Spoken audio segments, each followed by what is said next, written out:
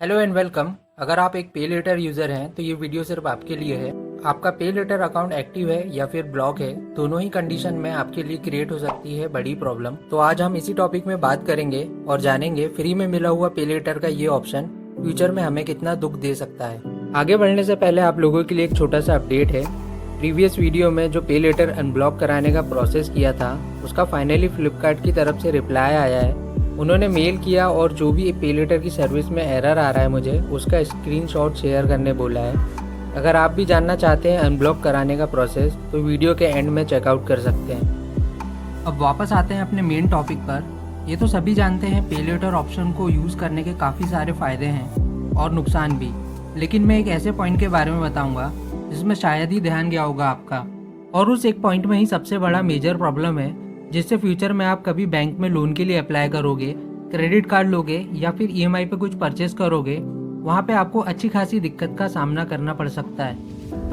तो हम जब भी किसी भी ऑनलाइन प्लेटफॉर्म पे लेटर ऑप्शन को इनेबल करते हैं तो वहाँ हमें मेजरली 2 पर्सनल डॉक्यूमेंट वेरीफाई कराना पड़ता है। पहला तो हो गया आपका आधार और दूसरा आपका परमानेंट अकाउंट नंबर यानी आपका pan card number. Document verification होने के बाद आपको आपके सिबिल के अकॉर्डिंग या फिर एक मिनिमम अमाउंट के साथ पे लेटर एक्टिव कर दिया जाता है बैंक के थ्रू। अब यहाँ 2 कैटेगरी के लोग आते हैं। पहले जिनका सिबिल स्कोर अच्छा होता है और वो अपने अप्रूव्ड अमाउंट को नॉर्मल यूजर्स के अकॉर्डिंग ज़्यादा यूज़ करते हैं और उसका रिपेमेंट टाइम टू टाइम करते हैं, जिससे हर 3 मंथ के इंटरवल में उनका अप्रूव्ड अमाउंट इंक्रीज होते जाता है और साथ ही सिबिल स्कोर भी इंक्रीज होता है। नो डाउट उनके लिए ये ऑप्शन सबसे बेस्ट है। और बात करें सेकंड कैटेगरी के लोगों की, जिन्हें रैंडमली एक मिनिमम अमाउंट दिया जाता है बैंक की तरफ से, जिसका यूज़ रेयरली होता है, और जब बात आती है रीपेमेंट की, नॉर्मली 1 या 2 दिन का डिले हो जाता है और कुछ केसेस में इससे ज़्यादा भी हो जाता है।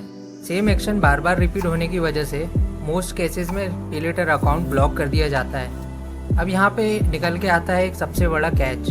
आपका जो भी अप्रूव अमाउंट था या फिर आपने उसे यूज़ करके अमाउंट को इंक्रीज करा लिया था, मान लो 6,000, 10,000 या फिर 50,000, ये अमाउंट आपके सिबिल के ऊपर as a active loan show होता है। आपका पे लेटर अकाउंट एक्टिव है, ब्लॉक है, या फिर आप पे लेटर को यूज़ कर रहे हो या फिर नहीं कर रहे हो, जितना भी अमाउंट आपको बैंक की तरफ से इशू हुआ है वो अमाउंट आपके सिबिल पे as a active loan show होता है। अब आप जो स्क्रीन में इमेज देख रहे हो ये मेरा सिबिल स्कोर है जो कि 700 के अबव है, जिसे काफ़ी अच्छा माना जाता है। और अब आप ये सेकेंड इमेज जो देख रहे हैं ये मेरा क्रेडिट रिपोर्ट है, इसे मैंने जून के मंथ में निकाला था।